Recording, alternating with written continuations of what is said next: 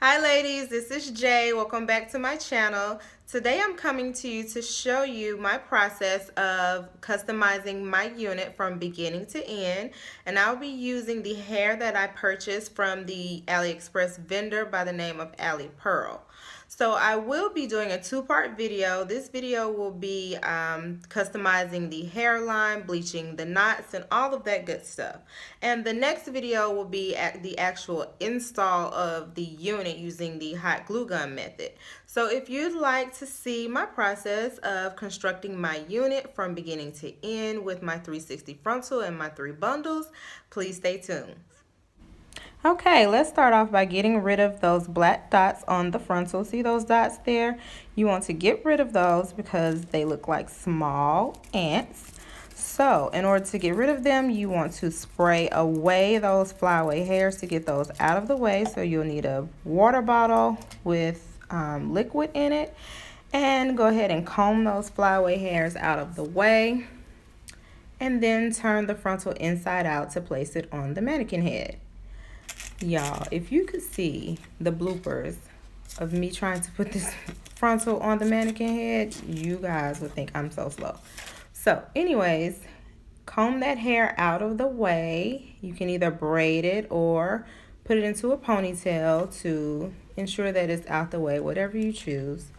And get you some Kaleido powder and some plastic gloves to protect your hands, and a mixing bowl to place it in. So now with this consistency, or trying to get the right consistency, I'll be using 40 volume developer, by the way. You can use 20 or 30, whatever you choose, but I just like 40 volume developer because I feel that it works faster. So in trying to get this consistency correct, you'll have to add powder, add developer, trial and error just to get the consistency that you're looking for. It took me quite a minute to get the consistency I was looking for, but I finally achieved it. So you want for it to not be able to move off of your utensil easily. You want it to be either a toothpaste or peanut butter-like consistency. So after you've gotten that consistency right, go ahead and spread that mixture throughout the frontal and make sure you're getting those edges, as those are the most important.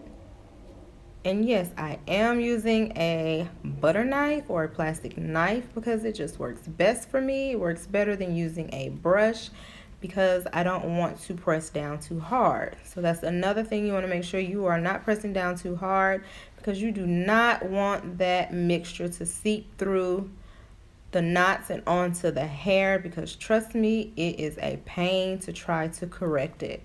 So make sure you are spreading it evenly, getting those edges, and not pressing too hard. And I like to use the blue powder instead of the white powder. Some people use the BW2, but I just prefer the blue powder because I feel that it gets rid of that oranginess or the brassiness. That's just my opinion. Some people add blue dye in place of it, but this is my choice. And you want to leave that on for about 25 to 30 minutes. I actually left mine on for about 30. So after that's been left on, you want to rinse it off with cool water in a downward motion so that the mixture does not get onto the hair. Although I've heard that the bleaching stops once the water hits it, but we just want to be safe. And make sure you get all of that product out. And let's wash it out, starting with our neutralizing shampoo. I did not choose any neutralizing shampoo in particular. I already had this shampoo under my cabinet, so you can use any neutralizing shampoo you choose. I don't even know the brand of this neutralizing shampoo, but this is the brand I chose because I already had it. So rinse that out with cool water as well.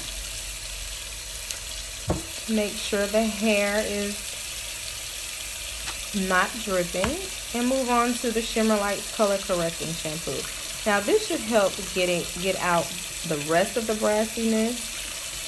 Hopefully the blue powder did the job, but if not, this can serve as a reinforcer to get rid of that brassiness so it's not orange. And let that sit in for about 5 to 10 minutes. and rinse that out as well in a downward motion. And let's start our shampooing process. I'm using the coconut water shampoo because I just think that it works well for Brazilian hair. But you can choose whatever shampoo you like. This is just my shampoo of choice. So make sure it's throughout the hair. And this hair did have somewhat of a processed smell once I start washing it, but it wasn't too bad. And I'm also using the coconut water conditioner as well. So you want to move that throughout the hair to make sure it's on all of the hair. And you see those waves in the hair? That makes me feel even further like it was a little processed and not necessarily Brazilian straight, but nevertheless. So you want to rinse that out as well. And make sure the hair is not dripping. Look at those knots. Look at them. What knots? What knots? You can see straight through them. That's how you want them to look when you're finished. So let's move on to plucking the hairline or tweezing the hairline. But first, look at those knots. Look at that part. Okay, so as far as customizing the hairline, you want to part behind your baby hairs or behind the first portion of hair. And you'll need some T-pins to hold the frontal down while you do this process. You don't want it to move. And you'll need your tweezers to start the tweezing process. Now you can also do this process with plucking with your hands, but I prefer tweezers, especially while the hair is wet. Now this process should be done while the hair is either wet or damp and after you have bleached the knots, because the hair is weaker when you bleach the knots. And when it's wet, it's easy to come off or come out, so you're not, putting too much stress on the frontal. So you want to keep parting in random places and plucking in random places. Don't stay in the same place too long, like I did in one particular place. You want to randomly pluck and randomly part behind the hairline. I know it looks like I'm in the same place, but I'm not. I'm actually going inside of those areas, just randomly plucking. And this process can be very tedious, so you want to kind of take your time to make sure that it's done right. And every so often look at it. You may even want to place it on your head to make sure that it's turning out the way you want it to look. So continue to pluck and part, pluck and part. Now this was supposed to come pre-plucked, but I'm not sure because I had to do quite a bit of plucking. So I chose to go off camera and finish the plucking because this was just getting very tedious. So this is the amount of hair that I took out after going off camera, and this is how the hairline looked when I was done. Sorry I was in the way of the lighting with the camera, but if you'd like to see the next process of installing a unit with the hot glue gun method, please stay tuned. Thank you for coming by, and don't forget to like, comment, and subscribe.